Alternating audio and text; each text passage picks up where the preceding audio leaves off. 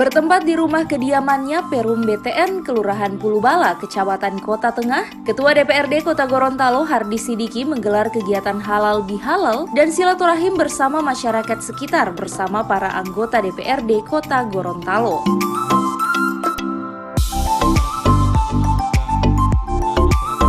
Ketua DPRD Kota Gorontalo Hardi Sidiki dalam sambutannya menyampaikan himbauan kepada masyarakat yang menghadiri kegiatan halal bihalal untuk senantiasa menjaga dan mematuhi protokol kesehatan seperti yang dianjurkan oleh pemerintah agar terhindar dari COVID-19.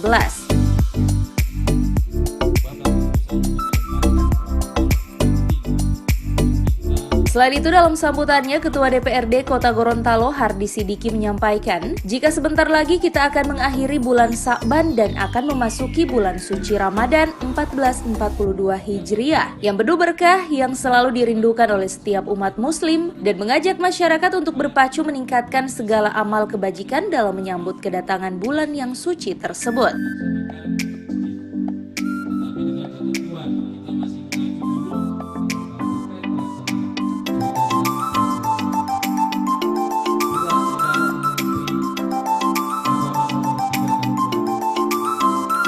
Olehnya melalui kesempatan ini dengan segala kerendahan hati, saya selaku pribadi dan keluarga sekaligus sebagai Ketua DPRD Kota Gorontalo memohonkan maaf serta kehilafan selama ini baik dalam bertutur kata, bersikap maupun dalam bertindak.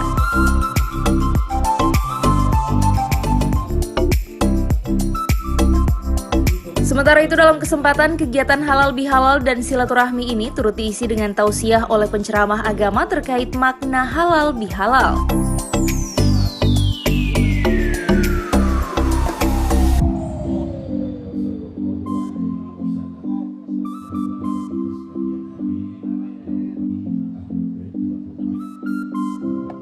Sebelumnya, kegiatan ini turut dihadiri oleh pimpinan dan anggota DPRD, jajaran kerukunan keluarga anggota Dewan, sekretaris DPRD dan staf, serta masyarakat sekitar perumahan BTN, Kelurahan Pulubala, Kecamatan Kota Tengah, Kota Gorontalo.